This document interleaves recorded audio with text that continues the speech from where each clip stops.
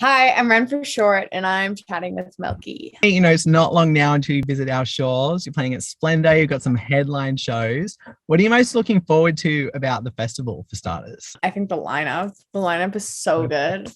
I'm excited to go as like a viewer too. And the funny thing is, like, I don't love festivals. Like as an attendee, I love performing at festivals, but I get really overwhelmed. I think because it's like always hot. But it's in the winter and it's Mhm. like amazing like artists and it's in Australia and there's gonna be like kangaroos and stuff Yeah. just jumping Will around. this be your first time here? No, I've, yeah, so I've only been to Sydney and I've been for like 2 days, so yeah, it's month, my first time. month Yeah, now. That's so awesome. yeah, And so, obviously it's been quite like a rough year, well, few years for everyone, particularly the music industry and like the live touring sector. What are you like bringing, not only like your set at Splendor, but also the headline shows to create like the ultimate Ren for Short live experience? Like what's in store for audience members attending? since I've gotten back on the road and started performing, I've just been getting more comfortable. And now we just have like such a fun set. Like we all just like have a good time and just like get down and dirty and just like, you know, Mhm. like talk to the crowd, engage with the crowd, have some like conversations. Now since the album's out, we are like get to play the whole album for the first time. The Yeah. first time I'm playing in Australia, which is really exciting. And, I can just kind of hone in on like the creatives of touring, which is really exciting. How important is like creating that in-person connection for you with the audiences who do like love and resonate with your music? It's the most important thing to me because it's like I think about like the artists I love and like how important that connection is to me because I'm so like in their music. Like I always listen to their music. I only listen to their music, not only listen to their music, but I listen to their music all the time. And then like this is the one time I see them in real life. I'm in the same room as them or I'm in the same general vicinity as them. And I'm like, we're sort of engaging in a way like I am in your space, you are in mine, and like this is such an awesome thing.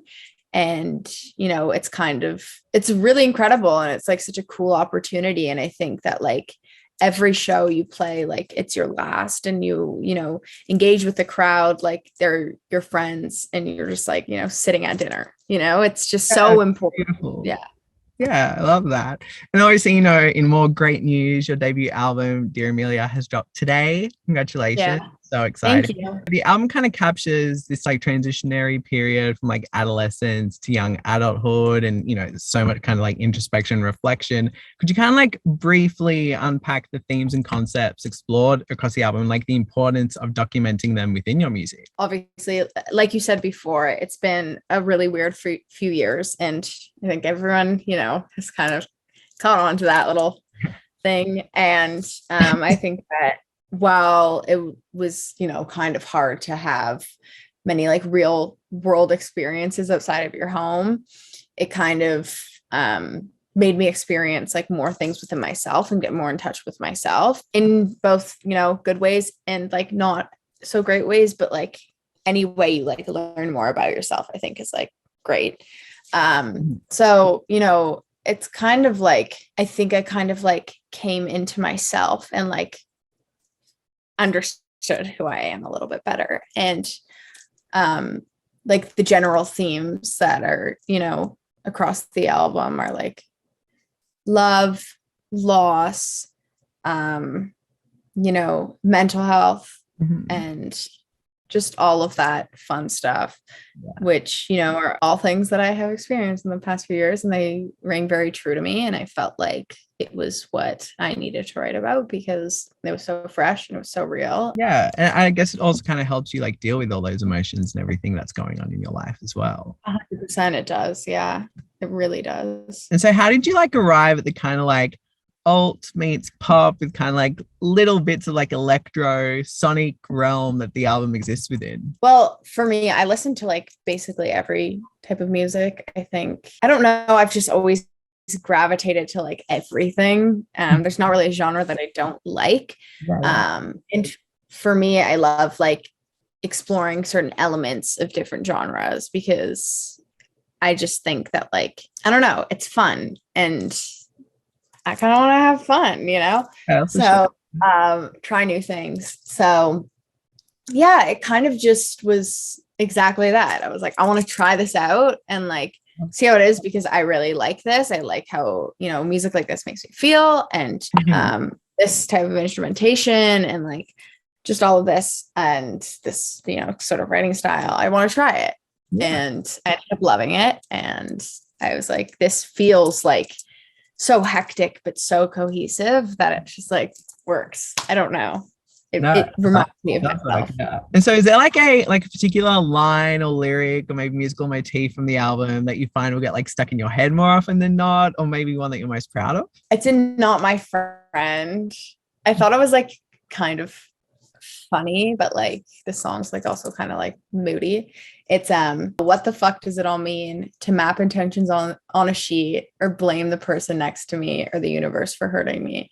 I love that line, because I feel like it's just like that's how I think. I'm like, the universe messed me up. Like, the reason why, my SDP came out when COVID started because the universe, but it's not. I'm like, it's just like everyone got fucked. So it's like, I don't know. It's just people always tell you to like write your intentions down, and like, well, I like definitely believe in like manifesting things Yeah. and like all of that. I'm just like, I don't know if like mapping, like writing down my intentions on a piece of paper is going to make me feel better about, the way I look. You know what I mean? It's like, Yeah. No, I feel I you. just think that that's one of my favorite lines. It feels very me. Love it. And so, like, which three songs off the album would you play to someone who had never heard a single song from you before, like had no idea about what your music was like, to make them an instant diehard fan? I think Amelia for sure. I think it's like a good overall kind of Yeah. Ren song. And then I'd say Julian too, because it's one of the more like upbeat, happy songs, which like I do once in a blue moon. Um, and then um, maybe I Miss Myself, because I feel like that also has like a, you know, very Ren vibe to it. Okay. Level three. I mean, everyone should just listen to the whole album, but if you only got to Yeah. three, there you go.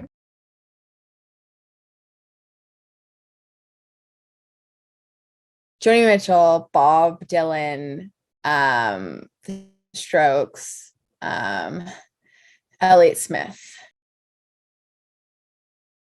Dave Grohl. Forever Forever Go by Bonnie Bear. I have a tattoo of it. XO by Elliott Smith. I also have a tattoo of it. And Jake Bug self-titled. Those are the three that like I can't pick one. I Yeah. really can't.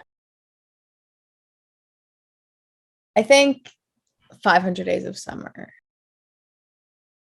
Valerie by Amy Winehouse. I think it was a Justin Bieber concert. Tame Impala and Foo Fighters. It must have been something like Hannah Montana. Really? That's Yeah. I love that you've said that, because literally the next question is Hannah Montana or Miley Cyrus. Mm, that's a really hard question. I always resonated with Miley more because she's a brunette. That's literally the only reason. Spice Girl. Moody Spice. Ooh, they're all so memorable for different reasons. I would say my first and only headline I've ever done, which was in London. Definitely, probably, yeah, 100% the most memorable. I genuinely think Bonnie Bear. I think there's so many people that are inspired by Bonnie Bear, and he's a genius and has actually like inspired every artist in every genre.